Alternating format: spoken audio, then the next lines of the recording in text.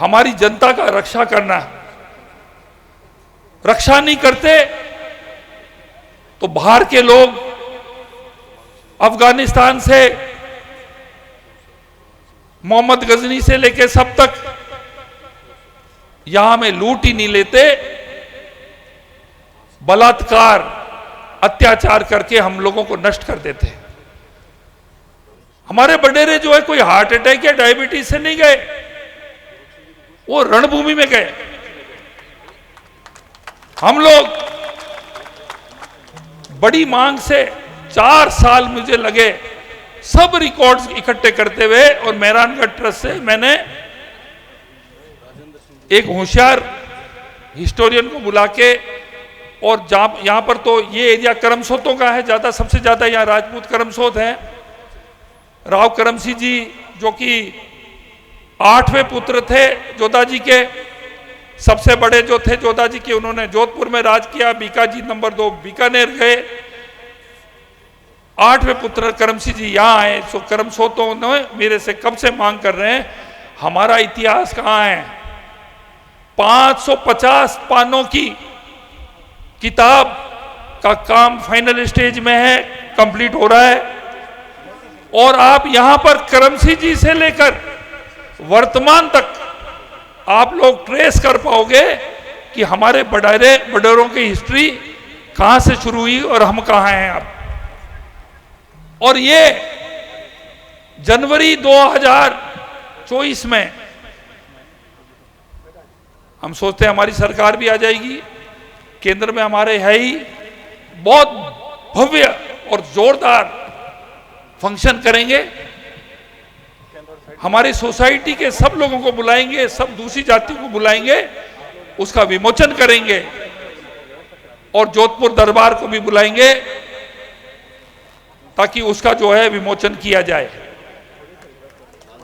जब ये किताब को शामिल किया जा रहा था, इसको जो बैठ के अलग अलग रिकॉर्ड से किया जा रहा था, मैंने एक चीज रो बहुत अचंभो हो अटे करमसो सिरदार है। मैंने बताओ करम सिंह जी कटे और कई उम्र में और कद काम आया। वह जोधपुर और बीकानेरी फोर्सेस के साथ है, नारनौल हरियाणा रेवाड़ी रे कने बेनी छतरी भी बनी है दोनसी नदी के किनारे। बेनी उम्र कहीं ही 85 साल। उन्होंने कहा था कि मैं मरूंगा तो स्वर्ग जब ही जाऊंगा कि रणभूमि में मैं लड़ूंगा, और मरूंगा तब होगा। 85 साल की उम्र में वो वहां काम आए, और उनकी छतरी है, और हमने स्टैचू भी लगा दी है उनकी कुछ साल पहले।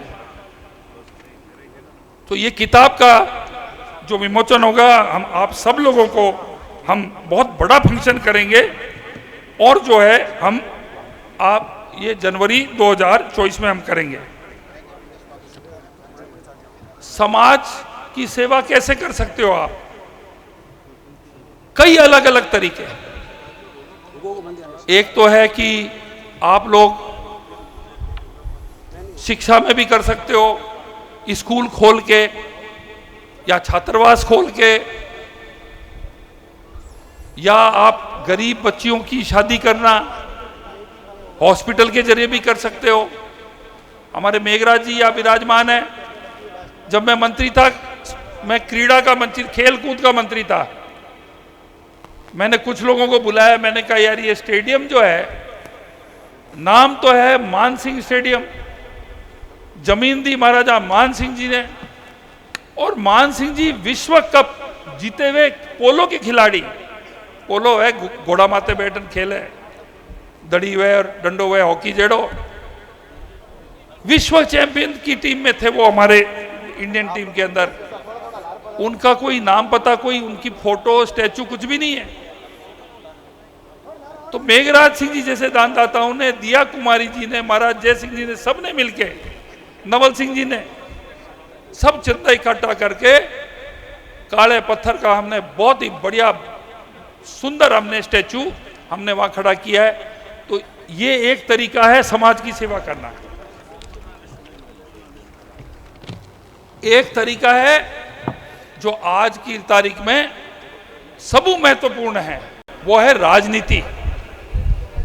चाहे आप सरपंच बनो, प्रधान बनो, एमएलए बनो, एमपी बनो, मंत्री बनो, समाज और समाज से हमारे जुड़े हुए और समाजों की आप बड़ी तरीके से सेवा जब ही कर सकते हो जब आपके पास पावर हो, बजट हो।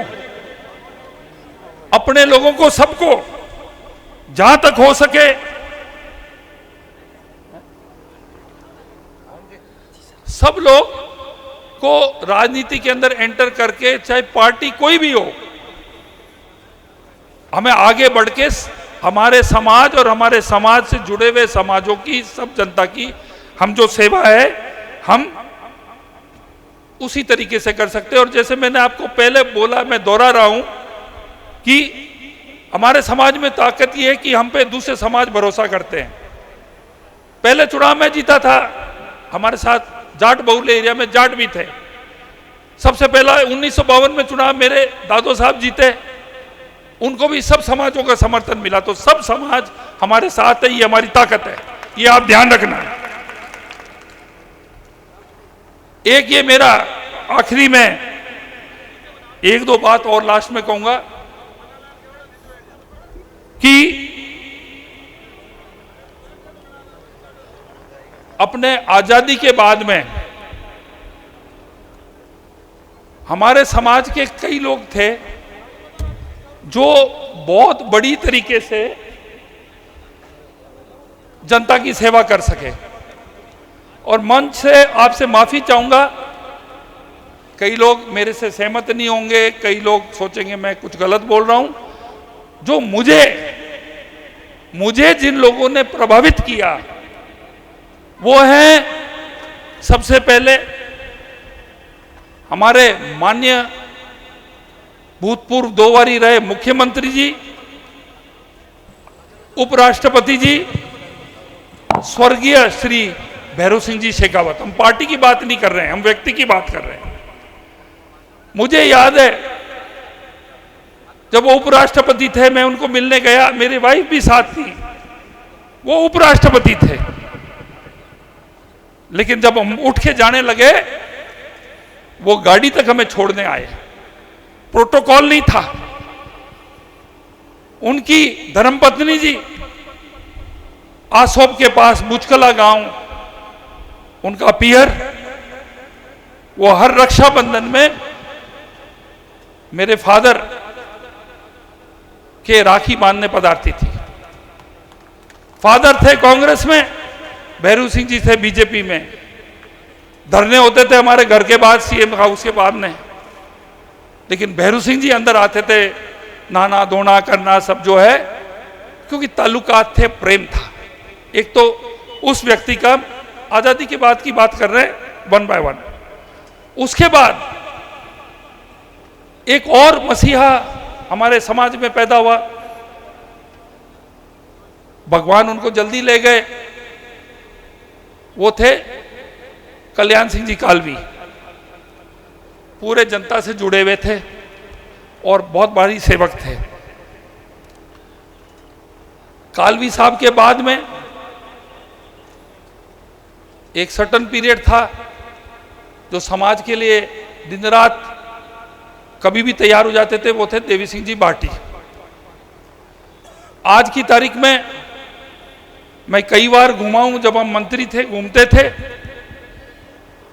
जो मैं देखता रहा, मदद, आधी रात दौड़ना, और बहुत अन्य समाजों के साथ। वो तो ऐसी एरिया से जीतते हैं जहां पे समाज के लोग ही कम हैं। और 7 बारी एमएलए रहे राजेंद्र सिंह जी राठौड़। और मैं उसके बाद में प्रभावित होता हूं बहुत बड़ी तरीके से। हमारे भीष्म पितामह, हमारे भगवान सिंह जी रोल साहब सर, जिनको कोई पार्टी से मतलब नहीं, कुछ मतलब नहीं, समाज की सेवा में लगे रहते हैं। और आपको मालूम है कि एक मंच के नीचे केसरिया साफा, केसरिया ओढ़ना लेके इतना शांतिपूर्वक राजस्थान के अंदर हमारे समाज का मेला नहीं हुआ 10 लाख औरतें और हमारे भाई लोग शांतिपूर्वक, कोई पार्टी नहीं, ये भगवान सिंह जी रोल साहब के सामने आप कभी भी इनके पास चले जाओ, ये पार्टी से ऊपर ये एक अलग लेवल के आदमी हैं जो हमारी सबकी सेवा करते हैं। ये जो लोग हैं, और एक जो है हमारे पूजनीय मारवाड़ के धनी हमारे महाराजा अगत सिंह जी साहब, जो समाज की सेवा हरदम करते आए हैं और उनकी लोकप्रियता 36 कौम में है। नौकरियों के अंदर भी मदद करते हैं, कभी भी चले जाते हो आप, उनकी कैपेसिटी में जो भी मदद करते हैं। ये जो लोगों के मैंने नाम किए, आप लोगों को अलग अलग विचारधारा है, आपको अलग लोगों ने प्रभावित किया, पर मेरे को इन लोगों ने मेरी जिंदगी में मुझे बहुत प्रभावित किया।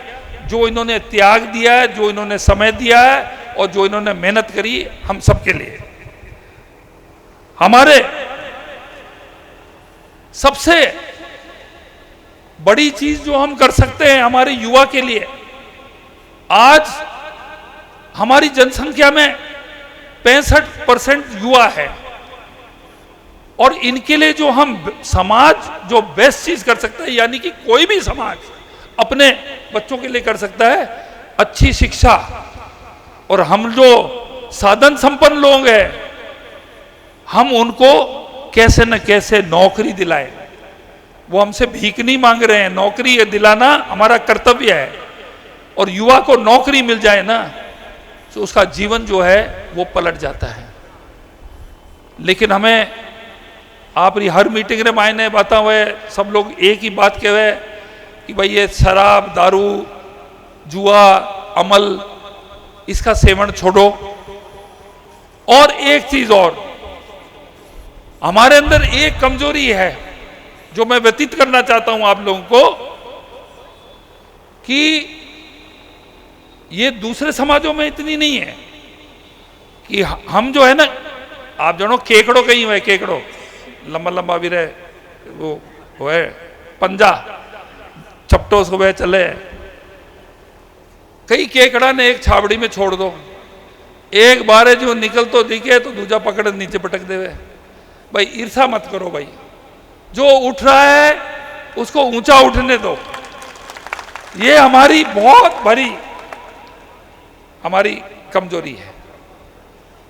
शराब वराब से तो हमारे बच्चे काफी दूसरे थॉट के हैं, लेकिन अपना आदमी उठता दिखे उसको खींच के नीचे मत गिराओ। ये मेरा आपसे आखिरी में, मैं कोई इतना बड़ा नेता नहीं हूं, मैं इतना कोई विद्वान आदमी नहीं हूं। ये लास्ट में आपको मैं कहना चाहता हूं कि अपना आदमी जो आगे बढ़ता है, आपके जो माथे में लिखा है, आपकी हथेलियों में जो लकीरों में लिखा है, वो तो भगवान करके ही देगा।